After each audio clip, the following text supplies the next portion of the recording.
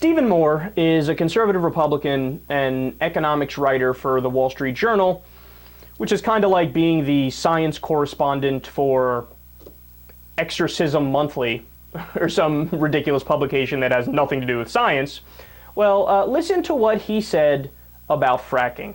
This is the biggest story going on in the American economy. We have seen in many states like North Dakota and Texas a doubling in their oil output in just the last 4 years. If we get this right, Jenna, and we move aggressively forward with our technology, and by the way, hydraulic fracturing is like the equivalent in healthcare of a cure for cancer.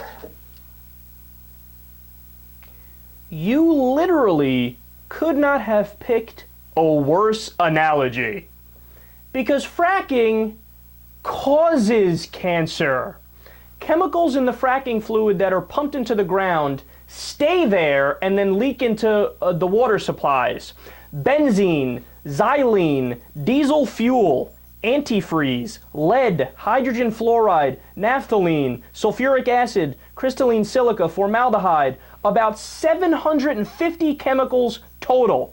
We're talking about carcinogens, poisons, acids, rust removers, air pollutants. In fact, most of the chemicals and fluids in the fracking fluid are banned by EPA regulations and the Clean Water and Clean Air Act. So why are they allowed to use it? How are they allowed to use it? How is that possible? Well, fracking is exempt from the Clean Air and Clean Water Act. You have Dick Cheney to thank for that. It's called the Halliburton loophole. It was lobbied for under his administration, and they granted it. So, no, the cure for cancer in terms of energy is not fracking. In fact, fracking is the cause of cancer. The equivalent in the energy field for the cancer cure is renewable energies, solar, wind.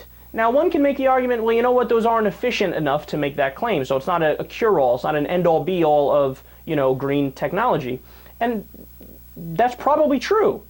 But there are plenty of areas where we actually do have the proverbial cure for cancer in the energy field. I always go back to thorium. If you haven't heard of thorium yet, read about it. It's fascinating, man. Thorium is essentially nuclear power, except it's considered to be meltdown-proof. So you have all the benefits of nuclear power, which is many, right? Because it's clean, essentially. Except you don't have the one massive downside, which is possible nuclear meltdowns. See Chernobyl, 5 Mile Island, Fukushima, etc. So it's nothing but win-wins all around, right? But the issue is that, of course, the oil companies are holding it back. The natural gas companies, the fossil fuel industry, they are holding it back because that is their competitor. And the government can't actually do good investment in thorium and actually get behind it, because even though it's the future, or it should be the future, because they are paid by the oil companies as well.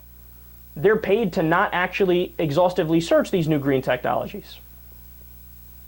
So, Stephen Moore, what a clown, what a fool. You look like a jackass. Stop talking.